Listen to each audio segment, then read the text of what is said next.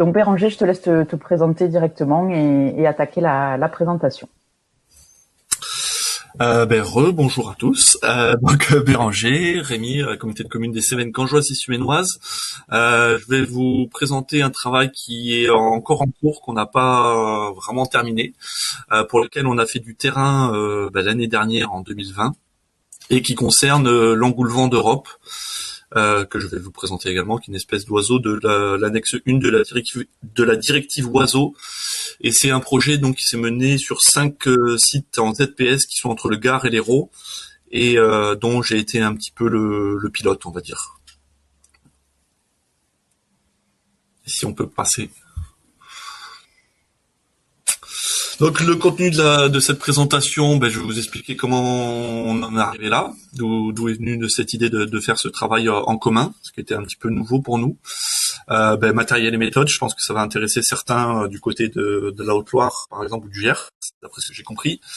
Comment on a mené cette étude, et puis les quelques résultats qu'on a pour l'instant, sachant qu'on n'a pas encore récupéré, j'ai pas encore récupéré toutes les données qui ont été récoltées sur le terrain. Évidemment, j'ai pas fait les analyses complètes de ces résultats. C'est quelque chose que j'espère faire tout prochainement, quand j'aurai un petit peu de temps.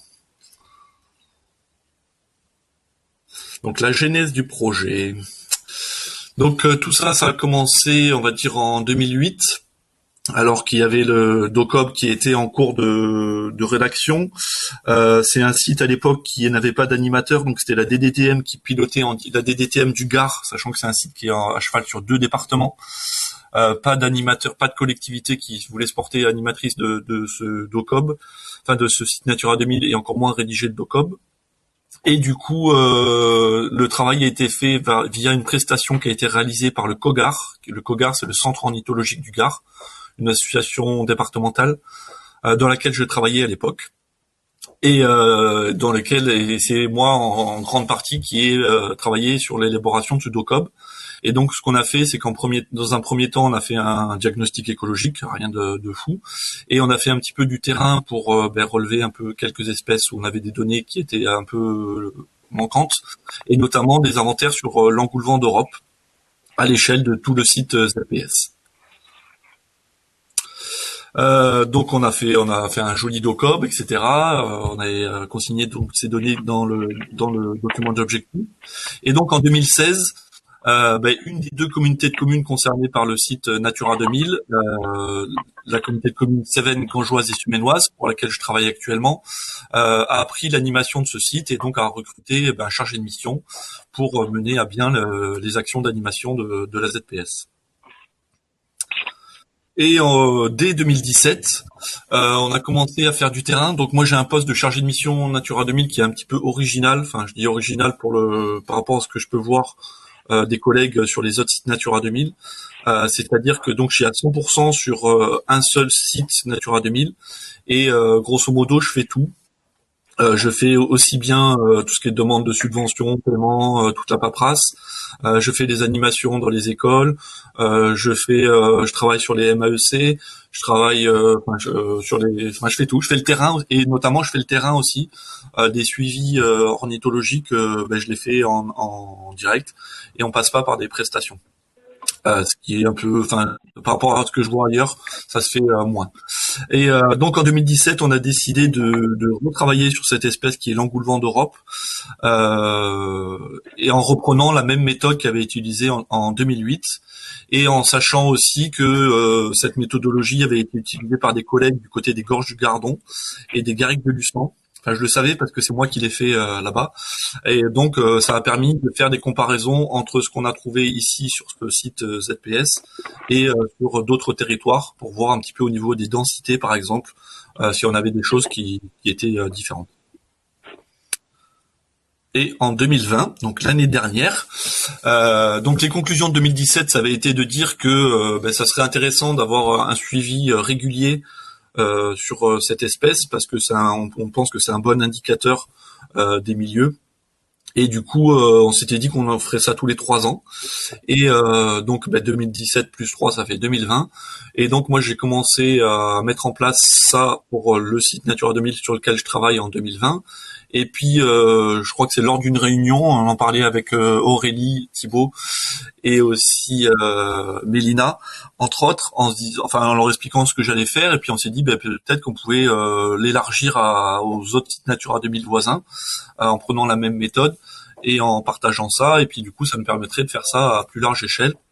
Donc on a fait ça, puis après on en a parlé à notre collègue Alban, et puis etc. Et puis finalement on s'est retrouvé à 5 sites Natura 2000 à proposer ce protocole pour faire un inventaire à un instant T sur cette espèce à une plus large échelle que juste sur un seul site Natura 2000. Et c'est donc moi qui pilotais entre guillemets le projet en fournissant le protocole, sachant qu'il est très simple. Et après, chaque animateur de son de site Natura 2000 s'occupait de caler les points d'écoute, par exemple, de recruter les bénévoles éventuellement, sachant qu'on a fait travailler des bénévoles sur cette action, et de saisir les données et de les transmettre. Donc les enjeux et objectifs tels qu'on se les est fixés au début de ce projet, tout d'abord c'est d'actualiser l'estimation de la taille de la population d'engoulevents présents sur les différents sites ZPS avec une méthode commune. C'est des docobes qui sont parfois vieux, c'est une espèce qui fluctue pas mal suivant les années, suivant les conditions. Et donc et puis on nous demande régulièrement, comme vous le savez, à l'Adréal, d'actualiser les FSD. Et du coup, pour ça, c'est intéressant d'avoir des données qui sont le plus récentes possible, avec des bases scientifiques fiables. Vu qu'on le faisait sur plusieurs sites Natura 2000, c'est toujours intéressant de comparer les uns les autres, de voir qu'est-ce qui peut faire qu'on en a plus d'un côté que de l'autre, etc., etc. Des choses qu'on a souvent dans des discussions entre experts, mais qui est jamais vraiment fondé sur des données scientifiques fiables. Donc vu que ici sur le site Natura 2000 sur lequel que j'anime, Gorge du Riotor, Fache Cagnas, on l'a fait en 2008, on l'a fait en 2017, on l'a fait en 2020, on espère bien pouvoir commencer à faire une petite courbe pour voir comment ça évolue tout ça au fil des années, et pareil comprendre quels sont les facteurs qui peuvent faire influencer cette courbe. Et donc parmi les critères qui nous intéressent pas mal, c'est de voir au niveau de l'habitat, parce que c'est quelque chose qui est assez facile entre guillemets à mesurer sur ces espèces, en faisant des critères vraiment très simples, habitat ouvert, suivant le type de boisement qu'on peut avoir par exemple, et d'essayer de comprendre pourquoi on en a à certains endroits, pourquoi on en a moins à d'autres, et éventuellement essayer de mesurer, même si c'est compliqué sur des pas de temps aussi courts, un effet fermeture de milieu. La méthode. Donc vous comprendrez, cette photo n'a pas été prise lors des engoulevents. La méthode. Donc l'engoulevent d'Europe, qui est-il Caprimulgus europaeus, pour les connaisseurs. C'est un passereau insectivore strict qui fait à peu près la taille de, je crois que ça doit faire une vingtaine de centimètres, ça fait la taille d'un pigeon, grosso modo. Vu qu'il est insectivore strict, il est migrateur, et il arrive en France vers la mi-avril et repart en septembre. On le trouve à peu près partout en France, surtout en tout cas sur le bassin méditerranéen. C'est une espèce qui est assez commune dans pas mal de milieux. Ces milieux, quels sont-ils dans la région? C'est surtout des milieux de garrigues semi-ouvertes, des friches, des bois clairsemés, aussi bien feuillus que conifères, et un milieu qui affectionne particulièrement, c'est les coupes fraîches, quand on a une coupe de taillis, par exemple ici de chêne vert, sur les premières années, c'est vraiment des milieux qu'il affectionne. Et pour ceux qui sont déjà allés dans les Landes, sur la côte ouest là-bas, il y en a aussi pas mal, même beaucoup, dans les boisements de pins, et dans notamment les coupes fraîches de boisements de pins maritimes, comme il y en a pas mal dans ces régions, et c'est donc des régions où il y a pas mal d'engoulevents. Le champ, si tu peux le lancer ou pas? Ah, c'est bon. Donc là, on va le faire à côté. Ouais, bon.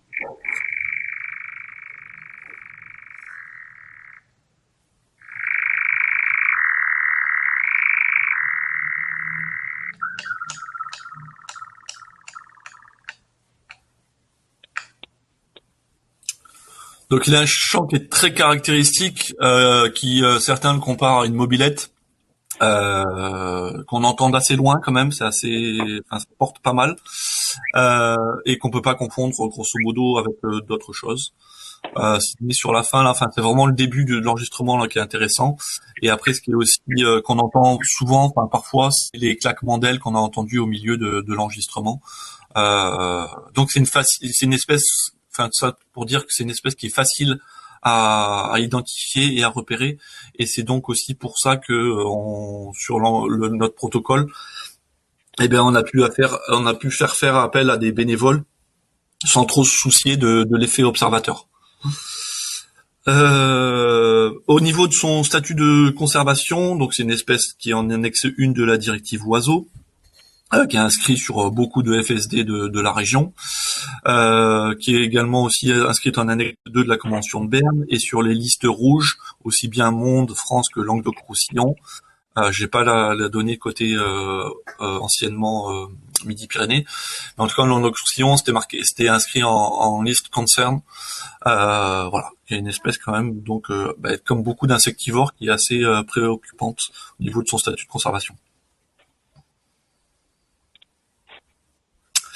Les menaces qui pèsent sur cette espèce, c'est comme toute la biodiversité et la dégradation de ses habitats, aussi bien d'urbanisation que tous les aménagements qu'on peut voir arriver dans les milieux naturels et agricoles.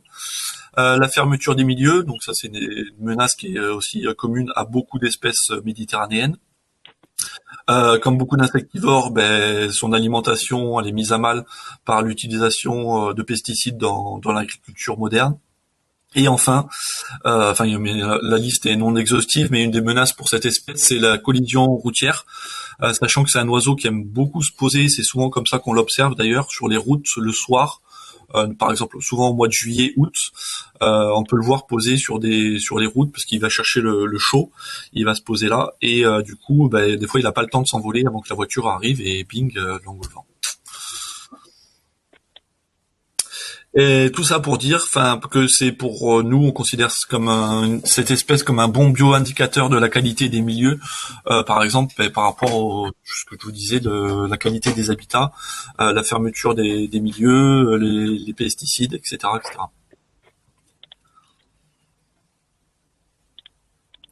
Donc notre zone d'étude sur laquelle on a travaillé se situe entre le Gard et l'Hérault. Si ça clique, normalement il y a Gare Hérault, ouais.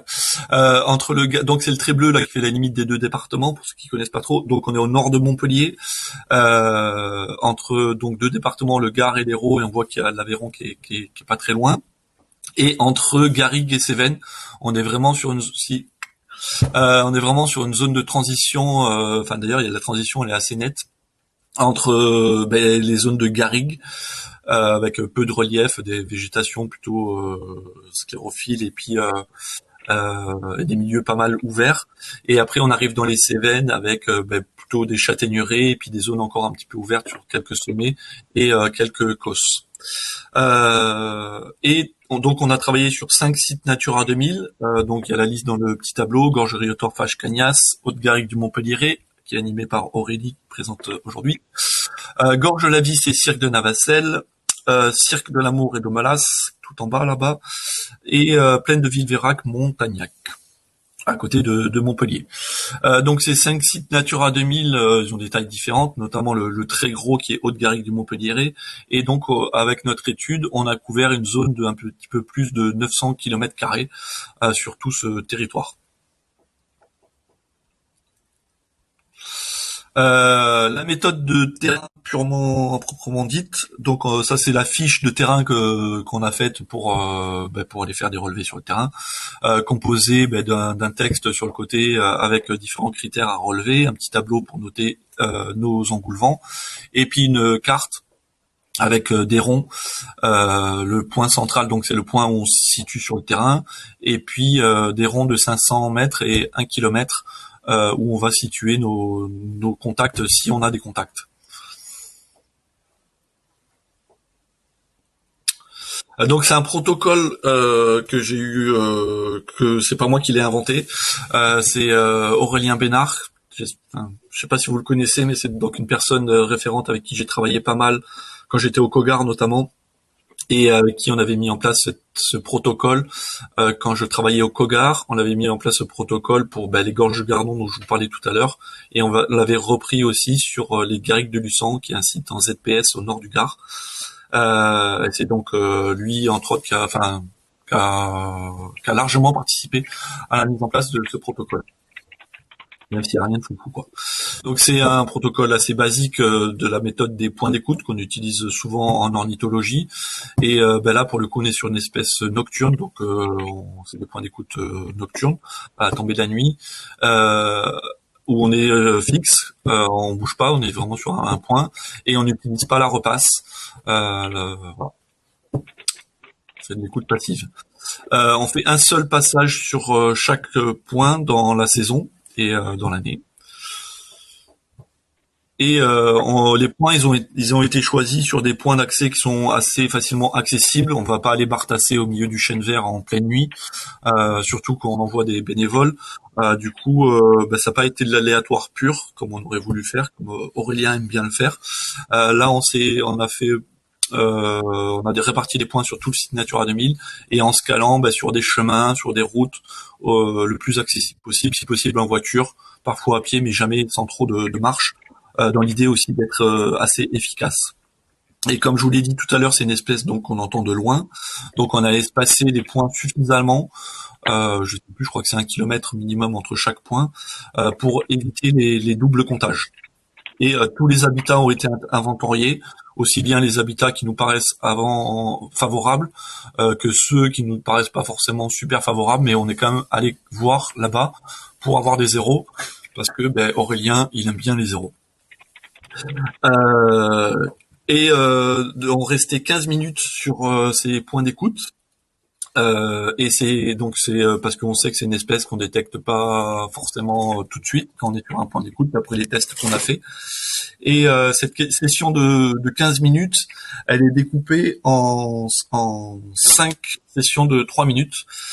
Afin de par la suite faire des tests de détectabilité, des trucs qu'on fait sous R là, qui sont un peu encore obscurs pour moi, mais que je voilà. Et ça change rien en fait le fait qu'on soit donc 15 minutes sur le point, mais suivant si on l'entend entre 0 et 3 minutes, on va le noter dans la première colonne. Si on l'entend entre 3 et 6 dans la seconde, etc., etc. Et ça nous apporte quand même pas mal d'infos sur l'effet détectabilité de cette espèce et des analyses et des évaluations qui vont être derrière. Nos points d'écoute par rapport à ce qu'on connaissait de la bibliographie et de ce qu'on imaginait, par rapport à nos connaissances d'ornitho, on les a faites entre le 15 et le 30 juin, qui est, d'après la biblio, la meilleure période de chant pour contacter l'engoulevent, notamment des études qui ont eu lieu sur Porquerolles. Et il s'est avéré que d'après nos résultats qu'on a eu sur les différents sites dans le département du Gard, cela s'avérait assez juste. Même si cette année en 2020 on a débordé un petit peu sur tout début juillet, je crois qu'il y a eu des points au 2 juillet, mais rien de très grave. Et aussi par rapport à ce qu'on connaissait, donc il y avait 2 périodes de chant optimum de l'engoulevent, soit en début de soirée, au moment du coucher du soleil, soit le matin tôt. Et pareil, pour éviter d'envoyer des bénévoles, notamment le matin tôt, c'est plus compliqué. Donc on a choisi le début de soirée et avec un créneau qui va du moment du coucher du soleil jusqu'à 2h30 après le coucher du soleil. Après, on a bien vu qu'au à partir de ce moment-là, ça chantait, mais quasiment plus du tout. L'engoulevent s'arrête vraiment très vite de chanter. Et au niveau météo, comme beaucoup de protocoles ornitho ou naturalistes de manière générale, on essaye d'y aller les jours favorables, c'est-à-dire les jours où on va voir pas de vent ou vraiment un vent très faible et sans pluie, parce que dès qu'il pleut, l'engoulevent il chante plus beaucoup. Et voilà, rien de fou. Et je l'ai déjà dit, mais je le répète. Donc on a utilisé, pardon, le mot est mal choisi, des observateurs ornithologues professionnels, donc au moins tous les chargés de mission Natura 2000, plus aidés par des personnes travaillant aussi dans des associations. Je pense par exemple à Alain Raverol, je sais qu'il a participé à ces inventaires. et sont fait aider par des personnes bénévoles, des ornithologues bénévoles qu'on connaît. Moi, je travaille beaucoup avec des bénévoles ici sur le site Natura 2000 pour différents suivis d'espèces. Et donc, je trouve ça vraiment intéressant de mobiliser des gens comme ça, qui s'impliquent et qui vont faire des comptages. Et puis en plus, comme je le disais, c'est sur une espèce assez facile à contacter, donc on peut vraiment solliciter tout le monde, voire parfois faire des binômes aussi, et ça crée des liens. Enfin voilà, plein de côtés positifs, je trouve, à fonctionner comme ça avec des ornithologues bénévoles.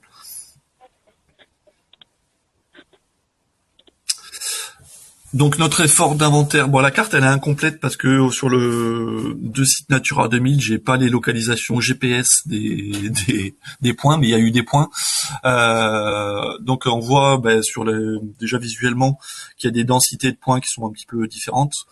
Donc moi le site Natura 2000 sur lequel je travaille, c'est le bleu-violet en haut à droite, enfin en nord-est plutôt. Et c'est là où il y a la plus forte densité de points parce que on a un réseau de bénévoles qui est assez important et donc on peut mobiliser beaucoup de gens et avoir une pression d'observation qui est assez forte. Et ailleurs, par exemple sur les garrigues du Montpellier, un petit peu moins, mais c'est largement suffisant pour avoir les conclusions qu'on va avoir. Donc une moyenne de 1 point par kilomètre carré à peu près. Quelques résultats, comme je disais, j'ai pas encore reçu tous les résultats. Enfin, il manque un site Natura 2000 où le collègue Alban Laurent, je devrais pas citer son nom, mais tant pis pour lui, il est pas là, m'a pas encore fait le retour des données qui ont été récoltées. Et donc j'attends d'avoir ce retour pour faire un bilan complet avec des analyses complètes. Mais pour l'instant, donc ce que j'ai sur les 4 sites Natura 2000, donc je vais essayer de vous les présenter rapidement. Donc je vous disais, les comptages ont lieu en début au 15 juin. Et c'est surtout sur le début où il y a eu le maximum de contacts, enfin pas de contacts mais de sorties, où les gens sont allés principalement au début, avec un petit coup, c'est certainement entre le 20 et le 21, c'est certainement dû à des conditions météo qui étaient plutôt défavorables, du coup les gens ils se sont pas allés, et en plus on voit que sur ces 2 soirées, il n'y a pas eu de contact du tout d'Engoulevent, ce qui prouve certainement ce que je viens de dire, et pareil pour le 27-28, ou alors c'est peut-être des week-ends aussi. Parce que les week-ends, il y a moins de gens qui sortent, notamment chez les professionnels. Voilà ce qu'on peut dire. Donc les points réalisés par site Natura 2000, c'est sur la ZPS Haute-Garrigue du Montpellier où il y a eu le plus de points et où il y a eu le plus de contacts. Je pense, avec un petit peu de connaissance de ce territoire, il y a beaucoup de sites favorables à l'Engoulevent, notamment des belles garrigues encore bien ouvertes sur ces territoires. Et c'est pour ça qu'on en trouve pas mal des engoulevents là-bas. Mais sinon, ce qu'on peut voir aussi sur ces 2 graphiques, c'est qu'il y a plus de points où on n'entend rien que des points où on va aller et où il va y avoir l'espèce qui va être présente. Donc ça, c'est un peu un facteur limitant par rapport à la mobilisation des bénévoles, parce que d'envoyer des personnes sur des points d'écoute où ils entendent rien, suivant les personnes, ils apprécient pas toujours. Mais bon, on fait avec, et puis on leur dit ça dès le début.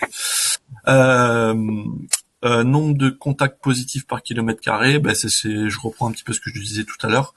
On a des densités qui varient pas mal sur des premiers résultats bruts. Après ça, ces analyses, elles méritent d'être vraiment affinées. On voit que c'est sur les ZPS Gorge-Léotor-Fage Cagnas où il y en a pas mal. Et puis aussi plaine de Villeveyrac et Montagnac où on a une forte densité d'engoulevent vers là-bas. Mais je connais moins les milieux, donc je pourrais pas trop dire pourquoi. Je crois qu'on arrive au bout, non ? Ah non, les perspectives. C'est important de se projeter dans l'avenir, surtout de nos jours. Pour ce qui est à faire dès maintenant, c'est finir de récupérer les données de l'année dernière.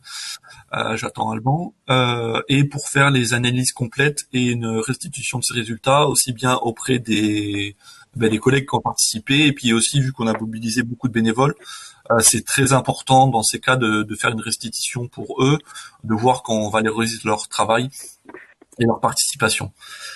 Pour ça, je sais pas, peut-être que je commence à réfléchir à peut-être embaucher un bénévole, une stagiaire pour faire ces analyses, parce que c'est des analyses sur R que moi je maîtrise pas forcément, donc on va voir. Et pour plus tard, en 2023, c'est pas si loin que ça, on imagine, pourquoi pas, si on continue sur ce rythme de 3 ans, de renouveler l'opération sur exactement le même principe. Et peut-être, pourquoi pas, on verra en 2023, mais peut-être l'étendre à d'autres sites voisins. Il y a d'autres sites Natura 2000 dans le coin où on pourrait imaginer faire la même chose. Voilà. Après, jusqu'où on s'arrêtera, on verra. Et j'en ai fini. Merci Béranger pour cette présentation très intéressante. On a un petit peu débordé, mais tu vois, on t'a pas coupé parce que c'était très intéressant. Donc, j'ai pas vu le pardon. On a laissé. Donc maintenant, on a un gros quart d'heure pour des échanges et questions. Je vous invite éventuellement à rallumer votre caméra pour que ce soit plus sympa. Et voilà, si vous avez des questions à poser à Béranger, du coup, sur ce protocole et sur ces suivis. N'hésitez pas. La question, la première est toujours la plus dure. Moi, je peux en poser une éventuellement, mais vas-y, Sophie. Bon, j'ai peut-être une question sur du coup le partenariat avec le CEF-CNRS. Ça s'est fait dans quel cadre, la définition du protocole avec Aurélien Ménard, du coup? Ouais. Alors Aurélien, pardon, c'est quelqu'un avec qui je travaillais beaucoup, moi, quand je travaillais au COGAR. J'avais même commencé à faire un diplôme PHE avec lui, où il était mon tuteur. Bon, ça, on n'est pas allé au bout, mais voilà. Et on avait fait un partenariat, donc vraiment dans le cadre du COGAR, avec où on lui confiait du temps des prestations. On avait travaillé sur la réserve naturelle des Gorges du Gardon et sur l'élaboration du DOCOB Garrigue de Luçon, où c'était le COGAR qui faisait les opérations, enfin le diagnostic écologique, et où le sollicitait pour la mise en place du protocole et pour l'analyse des données. C'était des prestations avec lui, quoi.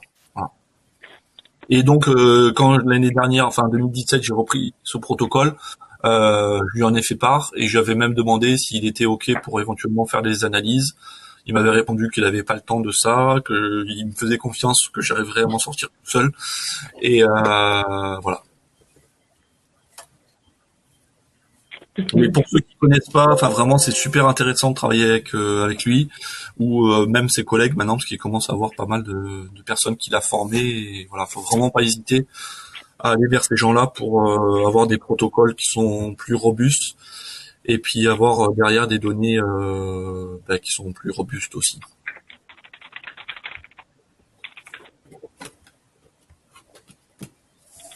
Je vais te poser la deuxième question du coup.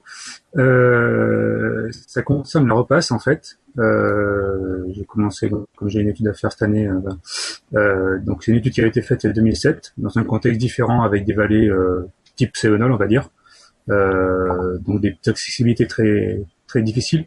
Donc c'est le long des routes et du coup il y avait c'était l'APO qui avait fait l'étude à l'époque et qui avait utilisé ou pas la repasse. Et je me pose la question dans le renouvellement d'études que je dois faire cette année, si c'est intéressant ou pas de le faire.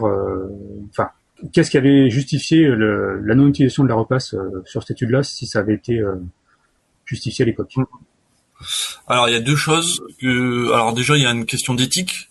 De faire de la repasse avec des bénévoles, je pense que, vaut mieux éviter. Ça peut donner des mauvaises idées à certains. C'est quand même quelque chose qui peut poser problème. Faut en avoir conscience. La repasse, c'est pas anodin.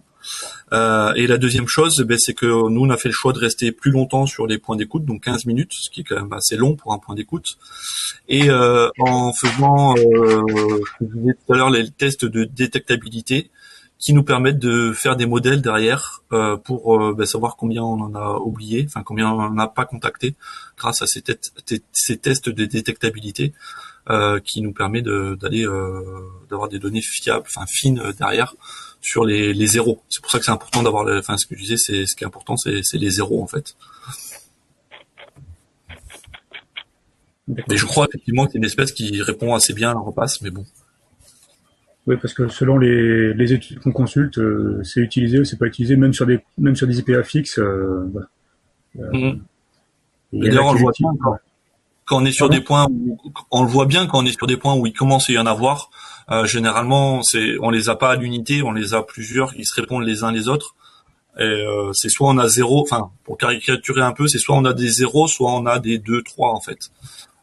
Et des fois même c'est monté jusqu'à, je crois, il y a un point où il y en avait 7 d'un coup qui se répondaient les uns les autres. Enfin, c'est une espèce qui se stimule assez beaucoup les uns les autres. Donc la repasse, effectivement, ça doit marcher. Ouais. Ouais. La repasse, ça fait juste gagner du temps, quoi, en quelque sorte.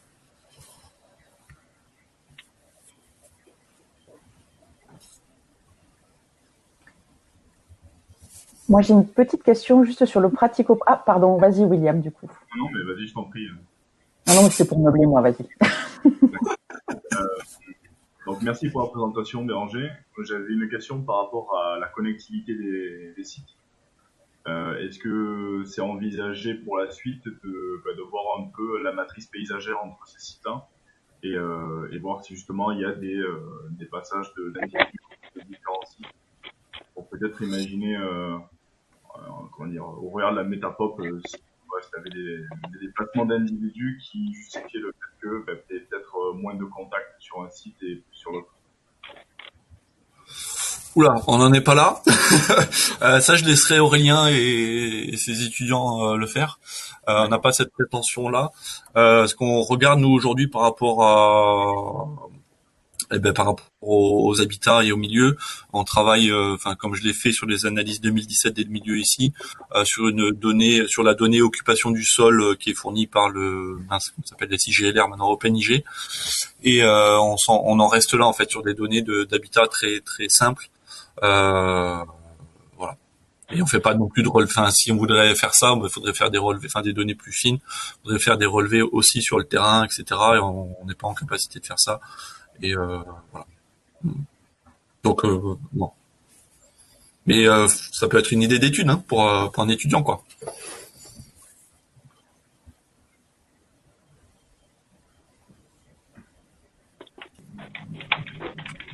Moi, la question que je voulais poser, du coup, Béranger, c'était sur, en termes pratico-pratiques par rapport au contact avec les autres animateurs Natura 2000. Est-ce que ça a pris facilement? Est-ce que c'est facile à mettre en place? Bon, alors après, j'en connais certains, donc je pense que ça a dû se passer enfin voilà, très bien. Mais en termes d'organisation, puisqu'il faut que ce soit les mêmes dates, pour que ce soit effectivement que chacun trouve des bénévoles de son côté un petit peu, je sais pas comment vous avez mis ça en place et si l'organisation est pas trop lourde. Je peux commencer à répondre et puis peut-être Aurélie qui a participé pourra compléter. Enfin, on se connaissait déjà quand même entre Aurélie, Mélina. Enfin non, après il y a une personne, j'ai oublié son nom, sur plein de miracles que je ne connais pas. Enfin peut-être que je l'ai déjà croisé dans les réunions, mais je me rappelle pas. Et Alban aussi, un autre collègue qui vient de commencer l'animation sur le site Natura 2000, pas loin d'ici là, sur le cause de Blandas. Et en fait, moi, j'ai tout simplement laissé les uns les autres se débrouiller, sans vérifier vraiment ce qui se passait, en essayant de mettre un peu un truc au début, en disant au 15 juin, là, faut être prêt, faut y aller. Et puis après, essayer de plus ou moins courir après les données. Notamment, il y en a un où j'ai toujours pas récupéré, et que je le vois régulièrement, que je lui en parle, et il me dit oui, promis tout à l'heure, promis demain. Et voilà, donc oui, c'est le côté de toute façon toujours un peu fatigant de ce genre de truc à plusieurs où il faut être animateur et il faut animer faut courir après les gens pour leur dire c'est maintenant qu'il faut y aller, c'est maintenant qu'il faut me prendre les données, etc. Et ça dépend toujours pareil, ça dépend des gens. Il y a des gens qui vont, enfin il y avait des données que j'avais eues le lendemain, au 1er juillet, je les avais déjà dans ma boîte mail. Et puis il y en a d'autres, on est au 28 juin de l'année suivante et je les ai toujours pas. Mais enfin voilà, c'est le jeu de faire ce genre de choses, voilà. Et c'est peut-être dû aussi moi au fait que j'ai de par mon expérience, j'ai travaillé donc 11 ans en association et c'est des choses qu'on faisait souvent, de mobiliser des bénévoles pour faire des actions, etc. Donc c'était quelque chose qui n'est pas vraiment inconnu pour moi. Et voilà. Mais c'est vrai que souvent, de ce que je vois, on a plutôt tendance à chacun fonctionner à l'échelle de son site Natura 2000, à faire une étude sur un site Natura 2000 et pas aller au-delà, et voilà. Aurélie, je sais pas. Qu'est-ce que t'en penses? Je vais juste compléter. C'est vrai que ça fait longtemps qu'on voulait faire quelque chose à l'échelle de plusieurs sites Natura, et c'était un peu l'occasion. Quand Béranger en a parlé, on s'est dit ah super, on va en profiter. À l'inverse de Béranger, moi j'ai pas de réseau associatif autour de moi parce que bon déjà j'ai pas beaucoup de temps pour travailler sur ce site, et c'est vrai que j'ai pas. Et donc en fait les personnes que j'ai trouvées, c'est mes voisins de bureau, et quand j'en ai parlé en interne, tous ceux qui bossent un peu sur l'environnement, on dit c'est une super idée, et on a essayé plutôt de faire un mouvement un peu corporate boulot, on sortait de la crise sanitaire, et en fait ça s'est super bien passé, et j'ai facilement trouvé, parce que c'était un peu rapide, on s'est décidé assez, on va dire sous une semaine, 10 jours, à le faire à l'échelle de tous nos sites, et c'est comme ça que ça s'est passé. Et après, au fur et à mesure, en parlant, j'avais un ornitho qui m'a dit, qui travaille au conservatoire, qui m'a dit je vais passer. J'ai une personne de l'Adréal qui m'a dit allez, je te fais 2 soirées. Enfin voilà, au fur et à mesure, il y a des personnes qui se sont proposées, et on l'a fait comme ça. Franchement, quand on le refera, j'aimerais bien le faire avec plus de gens. Moi, on aura plus de points. Mais voilà, ça s'est fait un peu, on va dire à l'arrache, mais je pense que ça s'est bien fait. Enfin, voilà, c'est pas mal.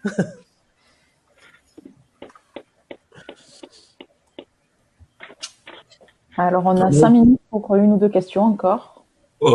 Pour compléter, au contraire d'Aurélie, j'ai beaucoup de contacts avec des ornithologues du coin. Alors peut-être qu'il y en a ici un petit peu plus qu'ailleurs, je sais pas.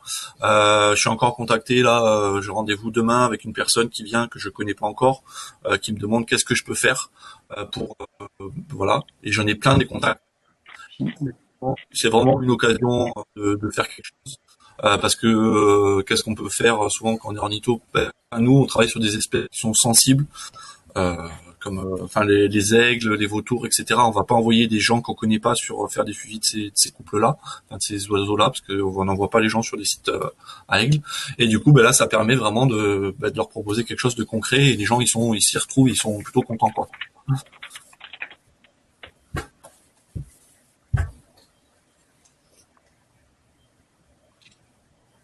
T'as fini? Une petite dernière question, ou on passe à la présentation sur les roselières avec Clara? Moi, j'avais une petite question. Bonjour à tous, pardon, je suis arrivé en retard.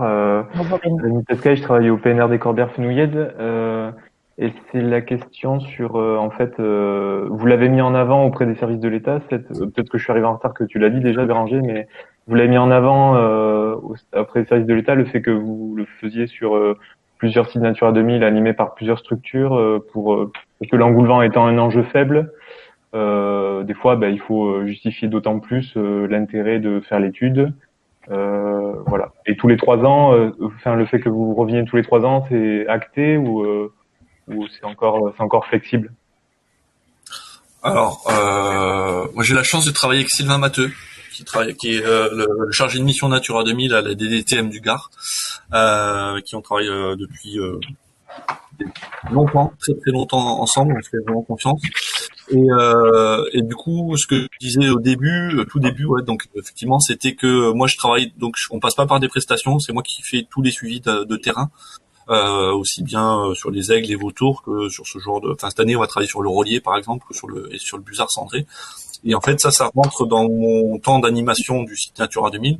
Du coup, il n'y a pas de surcoût à faire ça, et du coup, ça passe au niveau des services de l'État, parce que ils voient qu'il y a une étude qui est de qualité, sans prétention, qui va se faire avec un suivi régulier de cette espèce. Donc oui, est-ce qu'on l'a mis en avant auprès des services de l'État? Non, pas particulièrement, mais c'était acté dans le plan de travail de l'année 2020 qu'on ferait ça. Et puis voilà.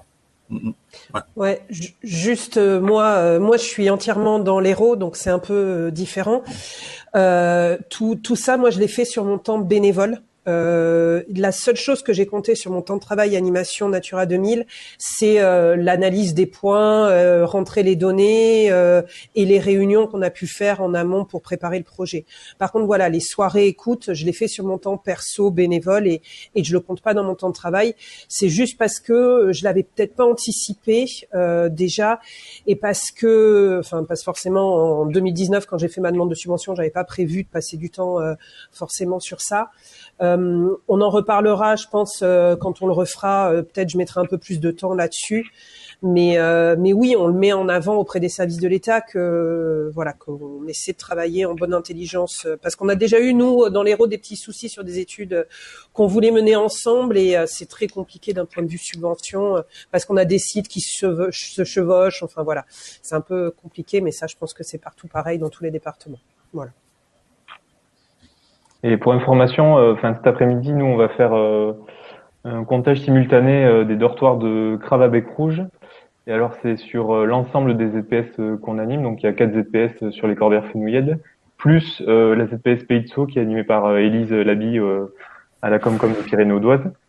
Et bon, là, c'est des énormes sites. Donc, on fait et du temps en interne. Donc, on est 3 chargés de mission Natura 2000.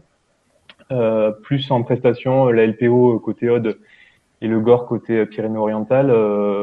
Donc, on a fait... En fait, on s'est un peu inspiré de ce que fait le SEN côté Massif Central, où ils ont fait un réseau interdépartemental pour faire ces comptages simultanés de dortoirs. Et du coup, on essaie de faire la même chose. Alors, on s'est pas calé sur les dates. Eux, ils l'ont fait le 20 janvier cette année, alors que je croyais qu'ils allaient pas le faire au début, donc on s'est pas trop concerté. Et nous, on le fait cet après-midi, donc à 8 jours près. Bon, il y aura peu de place pour des échanges d'individus entre les deux massifs, mais du coup, avec Élise, au dernier moment, elle m'a appelé, elle a dit mais moi aussi sur le Crave, j'ai des enjeux assez forts, donc on s'est mis OK. Après, on fait pas un rapport en commun dans la prestation, on a chacun fait. Elle a demandé une prestation de son côté, et même si c'est la LPO, au final, c'est le même prestataire, mais on n'a pas fait une demande commune. Et voilà, et je pense que bon, pour le crabe ça marche, peut-être pour d'autres espèces ce sera plus difficile à mettre en place. Et du coup après on fait également les sites de nidification en mars, côté Pays de Sceaux et côté Corbières-Fenouillèdes. Et voilà. Et après nous, bon là c'est là où c'est un peu plus facile, c'est que la même structure qui anime les 4 ZPS, mais on essaie chaque année là de mettre en place un suivi sur une espèce, de faire un focus sur une espèce sur les 4 ZPS du parc pour avoir un inventaire à l'échelle d'un grand territoire, voilà, prendre du recul et avoir le grand massif des Corbières en ligne de mire à chaque fois. Donc, mais comme Béranger, c'était le Busard cendré. On va tous travailler là cette année. On est aussi. Ça coupe un peu, Rémi. Le nombre de jours qu'on pourra mettre, alors en interne ça bougera pas, en prestation on verra suivant les retours des directs de gestion qu'on n'a pas eu encore dans notre cas. Et donc Busard cendré et Busard Saint-Martin aussi, on a complété avec le Saint-Martin parce qu'il n'y a pas beaucoup de couples. Et puis il y aura un ou une stagiaire également pendant 5 mois pour pousser un peu plus l'étude, parce que c'est juste l'inventaire des couples qui est prévu, que ce soit à la salle pareil ou nous de base avec la prestation et en interne. Et là, le stagiaire fera un pas en avant en suivant des couples plus précisément avec le suivi de succès de reproduction et voir proposer des mesures de gestion suivant à qui est la parcelle, quelles sont les activités humaines autour, est-ce qu'il y a de la prédation par le sanglier et voilà. Mais chaque année, on essaie comme ça de mutualiser les suivis sur les 4 DPS, mais c'est le fait que ce soit la même structure aussi qui anime qui est plus facile. Mais je pense qu'il faut encourager ces suivis qui regroupe plusieurs sites et parfois plusieurs structures. Voilà. Je pense que c'est un bon point. Ouais. Au niveau écologique et au niveau économique aussi, ça peut être intéressant. Ouais. Je vais devoir faire le top chrono, puisque du coup, il faudrait qu'on laisse quand même du temps pour les échanges après la présentation de Clara aussi sur les roselières. Ce que je vous propose, si tout le monde est d'accord, c'est qu'on vous fasse passer donc les présentations et les mails de l'ensemble des personnes qui sont intervenues et qui participent aujourd'hui, afin que vous puissiez échanger ensuite éventuellement si vous avez encore d'autres questions pour Béranger ou entre vous sur cette thématique. Voilà. Merci Béranger, et du coup je vais laisser la parole à Clara pour le suivi roselière.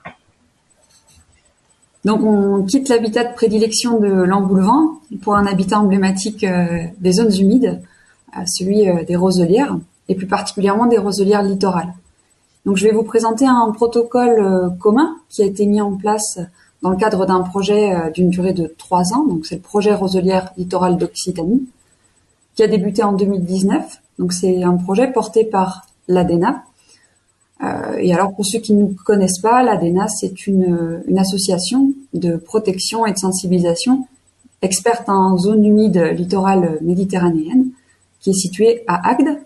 Et c'est également une structure qui gère la réserve naturelle nationale du Bagnas. Donc, la table des matières de cette présentation, elle est similaire à celle présentée par Béranger. Je vais tout d'abord vous partager le contexte, la genèse du projet, plus particulièrement du protocole. Et ensuite, je vous présenterai la méthode de travail qui nous a permis d'aboutir à ce protocole. Je vais vous partager les premiers résultats et ensuite les perspectives pour pouvoir promouvoir cet outil et l'améliorer au regard des autres résultats. Donc pour le contexte, en 2018, les gestionnaires des roselières littorales d'Occitanie ont partagé un important besoin de mutualiser les données et d'harmoniser les suivis des roselières et des peuplements associés. Au regard de ce besoin, mais également d'une importante dégradation aussi de cet habitat et des risques climatiques à venir, qui vont pas malheureusement améliorer la situation, l'ADENA a répondu à l'appel à projet biodiversité lancé par l'Agence de l'eau. Et c'est depuis 2019 qu'on s'est lancé dans l'aventure d'une stratégie de conservation à long terme de cet habitat. Donc si on passe sur la slide suivante, voilà. Donc cette stratégie de conservation, elle est scindée en 4 axes. Donc aujourd'hui, on va s'intéresser plus particulièrement au deuxième axe, qui cherche à mettre en place une méthode harmonisée pour suivre les roselières littorales d'Occitanie. Bon, par souci effectivement de temps, 15 minutes, ça passe très vite. Je vais vous présenter exclusivement cet axe, mais effectivement, ils sont tous extrêmement liés. Donc, on reviendra dessus sur la conclusion. Donc, ce projet se concentre sur une trentaine de sites répartis sur les 4 départements. Donc, ça va des Pyrénées orientales jusque dans le Gard. Au total, sur ces 29 sites, on a 16 structures gestionnaires. Et on est entouré de 18 partenaires techniques et financiers. Je le précise parce que c'est vrai que ce projet, il nécessite des compétences très diverses et qu'on n'a pas forcément nous en interne. Et c'est cette mobilisation des gestionnaires qui ont une grande connaissance du site, mais aussi des partenaires scientifiques, qui nous permet vraiment de proposer des outils efficaces et robustes. Comme l'a dit Béranger, on travaille également avec le CFE-CNRS et c'est aussi important aujourd'hui de se questionner sur la robustesse et l'efficacité des protocoles qu'on met en œuvre.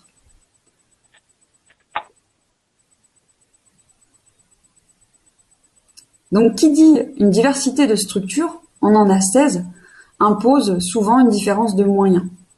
Donc, pour répondre à un protocole harmonisé, il est important que ce dernier il soit accessible à l'ensemble des structures gestionnaires des roselières littorales. Donc, on a défini en premier les caractéristiques du protocole. Bon, je vais vous les citer, vous allez vous dire que c'est finalement très utopique. On souhaite un protocole simple, accessible, peu coûteux, peu chronophage, réplicable, qui soit un indicateur pour orienter la gestion. Rien n'est impossible, on était nombreux, mobilisés pour y parvenir, mais ça ne pouvait pas se faire sans prendre en considération le travail qui avait été déjà fourni pour étudier et suivre cet habitat. Donc la première année, c'était vraiment une année où on a étudié l'exploitabilité des données. Et on a étudié quels étaient les protocoles les plus fréquemment utilisés sur les sites. Donc 58% au début du projet, donc des roselières étaient suivies, soit à l'aide du protocole réseau du roseau, ou alors à l'aide du protocole du CNLR. Si on passe à la diapositive suivante, la méthode de travail était donc la suivante.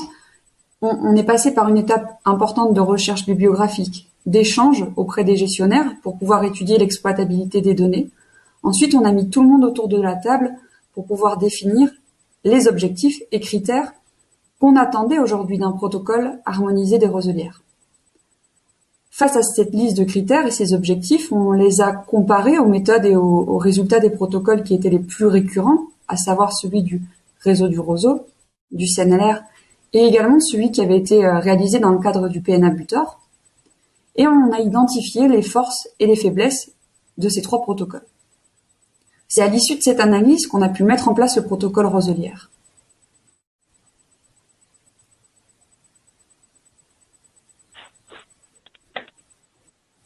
Ce protocole, on l'a testé pour la première fois ce printemps et on l'a testé sur un total de 9 sites. Effectivement, donc pour ma part, je suis allée sur 6 d'entre eux.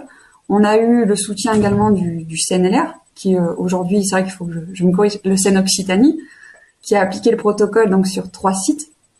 Au total, on a pu étudier 82 patchs de roselières différents. Alors, pour vous expliquer, un patch de roselière, en fait, c'est un massif de roselières qui évolue et fonctionne indépendamment des autres, et ce, par une différence de facteurs stationnels. Sur un site, effectivement, on observe soit pour des différences de topographie, des patchs qui ont plus ou moins d'eau en fonction de la période de l'année, et c'est effectivement l'hydropériode qui va de façon très importante influencer les caractéristiques structurales de la roselière. Ces caractéristiques structurales vont finalement influencer aussi le cortège d'espèces qui sera présente sur un site.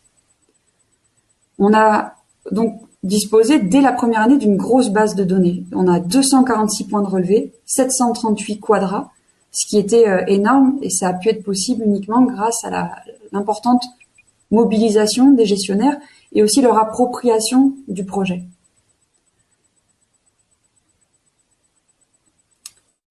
Donc ce protocole, effectivement, on l'a testé sur 9 sites, mais je vous ai pas défini quel était l'objectif. Cet objectif, il est double. Quand on a analysé les protocoles roselières qui sont récurremment utilisés, ces derniers avaient soit une approche habitat, soit une approche espèce. À l'heure actuelle, il est indispensable de pouvoir évaluer le bon état de fonctionnement de cet habitat en caractérisant à la fois sa capacité d'accueil pour la faune paludicole patrimoniale, ça c'est très souvent ce qui est réalisé, mais également sa vulnérabilité face aux risques climatiques, afin d'adopter finalement une gestion adaptée pour sa conservation à long terme. Et là-dessus, je rebondis, c'est que le socle commun qui est proposé par ce guide technique du protocole roselière, c'est à la fois un suivi des caractéristiques structurales des roselières, comme ce qui a déjà été couramment réalisé, et également un suivi hydrologique. C'est indispensable. Pour connaître la roselière, on la caractérise effectivement à l'aide de mesures comme le diamètre des roseaux, une hauteur moyenne, un nombre de tiges fleuries, un ratio de tiges vertes, de tiges sèches, une hauteur de litière, une hauteur d'eau, et c'est sur ces deux derniers points, hauteur de litière et hauteur d'eau, qu'on arrive à comprendre pourquoi la roselière est finalement dans cet état. Donc la vulnérabilité d'une roselière ne peut se faire qu'au regard des données hydrologiques. Donc c'est indispensable et on ne peut pas aujourd'hui dissocier les deux. Concrètement, pour la méthode, il s'agit, comme point de départ, d'identifier quel patch on possède sur notre site. Donc c'est une étape de cartographie. On vérifie ensuite sur le terrain, donc on récupère les données de topographie. On regarde au fil des années comment évolue chaque patch de roselière avec des photos satellites. Et ça nous permet de découper sur un site et d'observer quelle est la diversité de mosaïques de patchs disponibles. Ensuite, il y a une phase de terrain qui permet d'aller prendre différents indicateurs structuraux, de mesurer également la hauteur d'eau et la conductivité sur chacun de ces patchs. À l'aide de ces données de terrain, on évalue le bon état de fonctionnement de la roselière en 2 étapes. Une première qui nous fournit pour chacun des patchs une évaluation, c'est une note de 1 à 3, pour la capacité d'accueil de 9 espèces patrimoniales liées aux roselières. Et en second temps, on obtient aussi une évaluation, c'est une note allant de 1 à 3, concernant la vulnérabilité de cette roselière.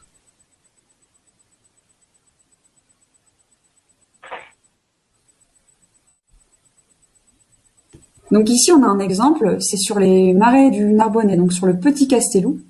On a un exemple de résultat. Donc on a une phase de terrain, effectivement, où on mesure les caractéristiques structurales de chacun de ces patchs, ici numérotés de 1 à 12. Et dans notre phase d'analyse, on va comparer la moyenne obtenue de ces différents indicateurs, hauteur de roseau, diamètre, et comparer ces valeurs à des valeurs seuil théoriques récupérées dans la bibliographie et les précédentes études, pour évaluer si ce patch est favorable inadéquat ou défavorable pour l'accueil des espèces patrimoniales ciblées par le projet. Sur cet exemple, on a le patch de roselière 1 qui est jugé défavorable pour l'accueil du blanc-gionin ou de la rousserolle turdoïde. C'est les deux espèces qu'on a regroupées et qu'on considère comme un cortège aux exigences écologiques qui sont très similaires. Ici, sur cette carte, on observe que seul le patch 5 est considéré de favorable pour son accueil, et les patchs qui sont inadéquats, c'est un entre-deux, c'est-à-dire qu'il n'est pas impossible d'observer l'espèce sur ces patchs-là, mais c'est pas du tout l'optimum. Alors, si on passe sur la dia suivante, on a un autre exemple pour une autre espèce, et on observe que le statut des patchs, il est complètement différent. Le 1 est certes toujours défavorable, mais par contre, cette fois-ci, ce n'est pas le 5 qui est le plus favorable à l'accueil de la lucignole à moustache, mais ici, c'est le patch numéro 2 et le patch numéro 12. Sur cet exemple, on se rend très rapidement compte que s'arrêter uniquement à une approche espèce pour suivre les roselières, il y a finalement un danger parce que un patch qui est favorable pour l'une n'est peut-être pas forcément l'idéal pour l'autre, et arrive rapidement aussi la question de est-ce que l'hydrologie qui favorise l'installation d'une espèce pour sa reproduction au printemps, est-ce qu'elle colle également aussi avec les besoins en eau d'une roselière pour son maintien à long terme? Par exemple, sur le pourtour méditerranéen, le héron pourpré demande des besoins en eau qui sont très conséquents au printemps. Ces besoins en eau ne sont pas possibles pour tous les sites et ont tendance à laisser pour la roselière un temps très court pour les assecs estivaux qui sont nécessaires pour la minéralisation, l'apport d'oxygène et la conservation à long terme de la roselière. Donc, c'est pour ça qu'on a ajouté à ce protocole, et c'est là-dessus qu'on innove, c'est proposer une évaluation du niveau de vulnérabilité. C'est là-dessus aussi où on répond au manque des précédents protocoles qui permettaient pas forcément aux gestionnaires de s'approprier les résultats pour remettre en question la gestion sur son site ou essayer de repérer quels sont les secteurs les plus vulnérables et ensuite comment agir. Donc les graphiques ici qui vous sont présentés peuvent faire peur de premier abord, mais on a vraiment voulu mettre en place une méthode simple pour une réalité qui est effectivement, comme je suis en train de vous l'expliquer, plutôt complexe. Donc ce qu'on a proposé, c'est de créer une analyse en composantes principales. Ce sont effectivement des analyses statistiques et toutes les structures gestionnaires n'ont pas forcément la même affinité avec ces analyses statistiques. Cette analyse, elle a été réalisée dans le cadre du projet et par la suite, c'est un script qui tournera en routine. Le gestionnaire rentre simplement ses données dans un fichier Excel et ces données sont automatiquement récupérées. Et ensuite, chaque point de relevé, on obtient un mappage des points de relevé sur le graphique que vous avez devant vous. Donc, c'est un graphique qui va permettre d'observer visuellement et de repérer la position du point de relevé réalisé sur son site, on obtiendra donc grâce à ce mappage un code couleur. Donc l'image est assez petite, mais en fait les points de relevé vont être positionnés sur ce graphique en fonction effectivement des indicateurs qu'on a mesurés sur le site. Typiquement, un patch de roselière qui est très fragmenté, avec une salinité qui est très importante, se retrouvera dans la catégorie 5A. Donc en rouge, effectivement, niveau de vulnérabilité important. À chaque code alphanumérique correspondra une série d'interprétations écologiques et également une liste de recommandations. Ce code couleur, c'est notre note de 1 à 3. Donc voilà, effectivement, le plus simple, très bien, merci Sophie. Le plus simple, c'est de passer sur des images, des photos, c'est beaucoup plus facile à comprendre. Ici, je vous ai illustré les situations les plus extrêmes. Effectivement, ce qui est difficile aussi pour le gestionnaire, c'est de voir la différence entre, par exemple, le 1A et le 1B. Parce que ce sont des situations favorables qui, pour nous, à notre regard sur le terrain, on voit peu de signes distinctifs entre ce type de patch. Par contre, sur les illustrations ici de la situation en 3B, on est sur des patchs de roselières avec une hauteur de litière qui est conséquente, souvent signe effectivement d'une inondation qui est très longue au cours de l'année, voire permanente. Les hauteurs de litière sont souvent révélateurs d'un niveau de vulnérabilité qui est quand même élevé, même si on l'a vu dans de nombreuses études, il faut quand même aussi une litière d'une certaine épaisseur pour favoriser l'installation de certaines espèces. Lorsqu'on obtient ce mappage, ici j'ai pas illustré avec des patchs d'un site, mais en fait les gestionnaires peuvent observer sur ce graphique quelle diversité de patchs de roselières ils ont. C'est extrêmement important, et vous vous en doutez, je vous apprends très bien là-dessus, c'est qu'au plus on a de patchs différents sur un site, au plus on a une grande diversité, au mieux c'est à la fois pour la roselière, pour ses services rendus, mais aussi pour l'accueil et avoir un maximum de potentiel d'accueil pour la biphée paludicole. Donc si on passe ici, voilà, ça permet, tout à l'heure, c'est sur ce même site, on avait l'évaluation du potentiel d'accueil pour le blongionin et la rousse roturtoïde. On avait l'évaluation du potentiel d'accueil pour la glucignole à moustache. Ici, on sort de l'approche espèce, on revient sur l'approche qui est purement liée à l'habitat, et on essaye de se remettre en question sur cette vulnérabilité. Car les patchs situés en rouge sont en rouge pour deux raisons. Soit malheureusement la roselière est en train de s'atterrir ou de disparaître, elle se fragmente, ou alors on est en train de passer sur un autre habitat. On est en train de tendre vers une cirpée, une joncée ou de la s'ensuire sur certains secteurs où la salinité devient trop importante. Ça permet effectivement à un gestionnaire finalement d'avoir un état des lieux de ce qu'il est capable d'accueillir comme espèce sur son site, mais aussi d'avoir une connaissance du niveau de vulnérabilité de ces roselières. Sur certains sites, on a été étonné de voir que certains patchs présentent un potentiel très intéressant, mais par contre présentent aussi une vulnérabilité parce que ce dernier est en train de se modifier, de changer, et donc on gagne finalement un certain temps d'action pour pouvoir maintenir sur du plus long terme cette roselière. Donc, en conclusion, le protocole roselière, après cette phase donc de test, on peut effectivement dire qu'il répond complètement à son besoin pour lequel on l'a mis en place, c'est-à-dire évaluer le potentiel d'accueil, évaluer le niveau de vulnérabilité, et on a mis en place une méthode d'analyse qui est simple et qui permet de prioriser les actions de gestion au regard de la mosaïque de patchs sur un site. Mais on peut aller encore plus loin. Je ne vous ai pas mis d'image pour l'illustrer, mais en plus du mappage de ses propres points des roselières disponibles sur son site, on a également un mappage des patchs de roselières sur l'ensemble du littoral de l'Occitanie. Ce qui permet une réflexion beaucoup plus large, à une échelle plus cohérente, plus fonctionnelle, pour prioriser ces actions de gestion au regard de la mosaïque disponible à l'échelle de la région Occitanie. Le code alphanumérique, qui vous a été présenté tout à l'heure, il permettra d'accompagner les gestionnaires au travers d'une série de recommandations. Donc pour l'année à venir, qui nous reste, l'objectif c'est de produire cette liste de recommandations. On ne l'a pas fait dès aujourd'hui, car on attend les résultats indispensables qui concernent ceux sur les risques climatiques à venir. Sur ce point-là, nous, on est en train de travailler effectivement sur les risques de submersion marine, les risques d'intrusion saline, mais également les besoins calendaires en eau des roselières.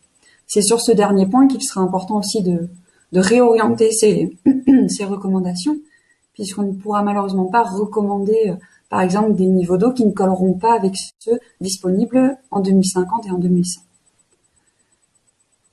Et alors, dernier point, c'est grâce à cette méthode d'analyse avec un mappage des points sur un graphique qui est très visuel, ça nous permet aussi d'observer les actions de gestion dans le temps. C'est-à-dire que en année 1, on obtient un changement, en année 1, on a un mappage des points de relevé sur notre site, qui nous donne un niveau de vulnérabilité. On modifie par exemple certaines gestions, on entreprend des actions de gestion pour le site. 3 ans plus tard, on refait le protocole et on observe directement un changement de coordonnées des patchs sur le graphique. Donc voilà, je suis pas allée trop vite. J'essaye de respecter le temps imparti et de vous donner le plus d'informations possible, tant sur la démarche que sur le contexte et sur le protocole en lui-même.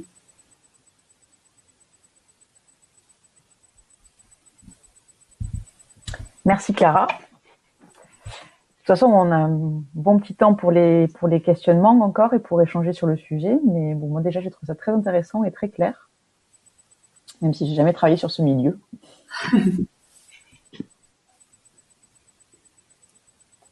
Qui se lance pour la première question?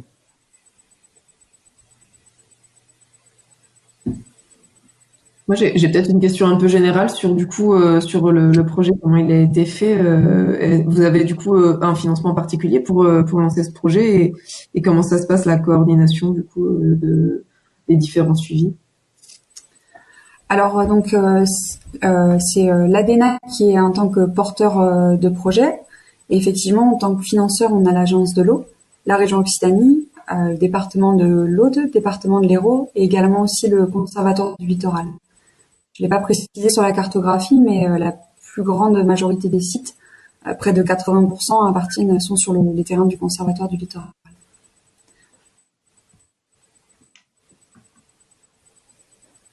Rapidement, je vous invite éventuellement à rallumer vos caméras pour ceux qui sont toujours parmi nous, pour plus de convivialité. Et donc sur l'aspect fonctionnement, on a un comité de pilotage qui réunit à la fois nos partenaires scientifiques et nos financeurs une fois par an, ce qui se fait classiquement. Mais on fonctionne également avec un groupe d'experts où là on a nos 6 partenaires scientifiques. On organise en règle générale 2 à 3 réunions par an pour vraiment se poser des questions qui sont vraiment liées là pour le coup aux aspects plus techniques. Et ce qui permet d'avoir d'entretenir cette mobilisation des gestionnaires, c'est les réunions du groupe gestionnaire qui ont lieu en moyenne 3 fois sur l'année. Et c'est au cours de cette réunion qu'on a pu identifier quels étaient les besoins, d'analyser l'exploitabilité des données. Et souvent en fonctionnement, en fait, c'est réunion groupe gestionnaire. On travaille, on crée, on échange, on collabore et ensuite on fait valider en groupe d'experts. On réajuste, on corrige, on échange et ensuite c'est comme ça chaque année qu'on progresse et qu'on avance sur des outils qui se veulent du coup suffisamment proches des besoins des gestionnaires, mais qui répondent également à un besoin aussi de robustesse et d'efficacité. Et du coup, merci. Vous centralisez les données et c'est vous qui supervisez l'analyse des données des différents relais? Oui.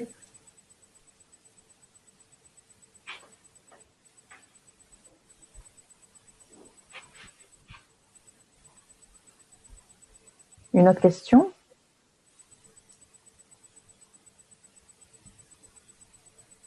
Apparemment, Clara, tu as été vraiment tellement claire que plus personne n'a de questions sur le sujet. Et vous êtes un groupe peut-être tu l'as dit et j'ai pas bien entendu, vous êtes un groupe de combien il y a combien de gestionnaires qui sont impliqués là dans ce protocole-là? Au total, il y a 16 structures qui participent. Énorme. Donc en fait, il y a certains gestionnaires qui ont plusieurs sites, d'autres n'en ont qu'un seul.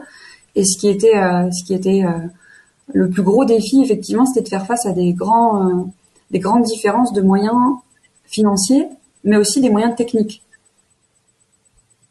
Et alors, et ça aussi, c'est tout le challenge, mais c'est lié aussi à la roselière, mais les sites n'ont pas tous les mêmes objectifs de gestion. Et n'ont pas tous les mêmes contraintes. Donc, le protocole devait aussi répondre à une évaluation d'objectifs complètement différents.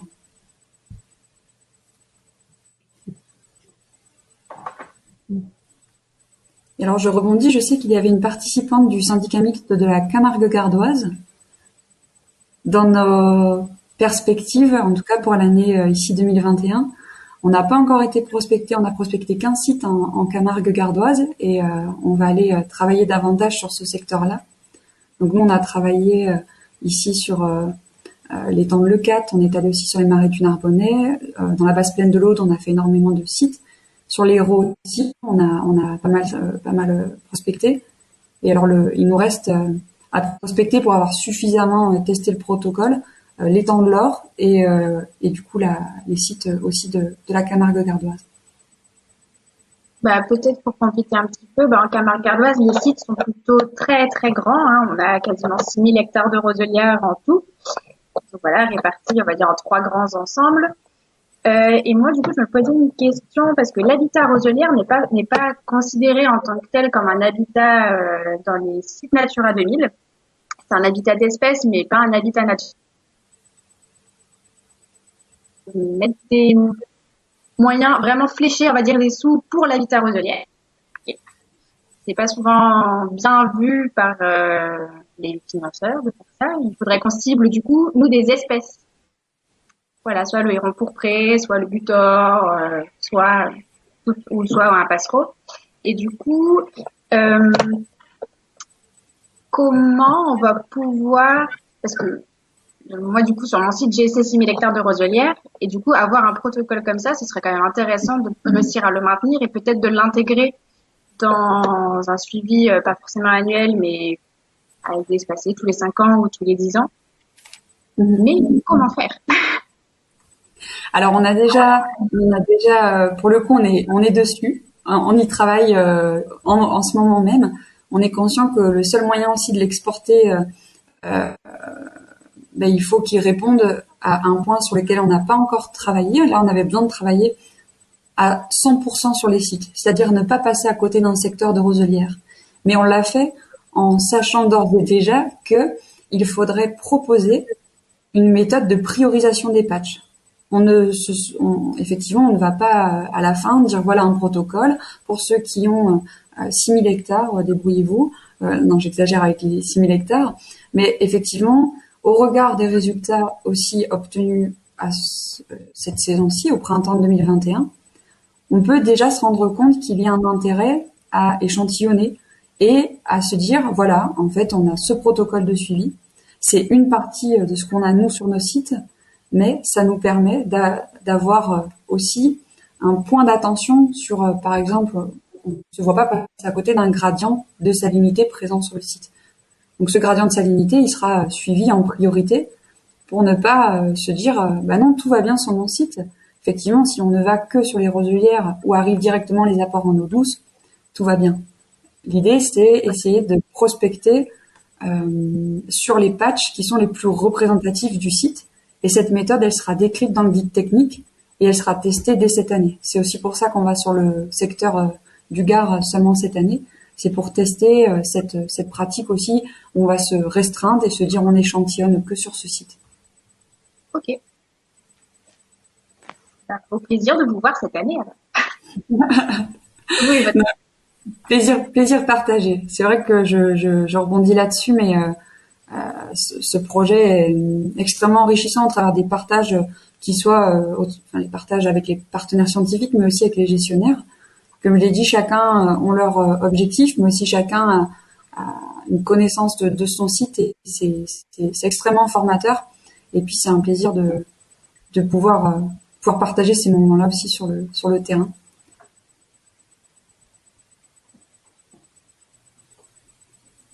Ok, merci. Est-ce qu'il y a d'autres questions ou d'autres demandes de précision sur ce protocole?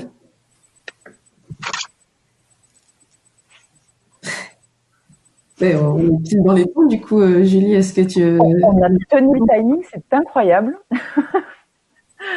Donc, il ne me reste plus qu'à vous remercier à tous, donc les intervenants pour ces super présentations et ces projets, les participants d'avoir été là pour ce premier café génial.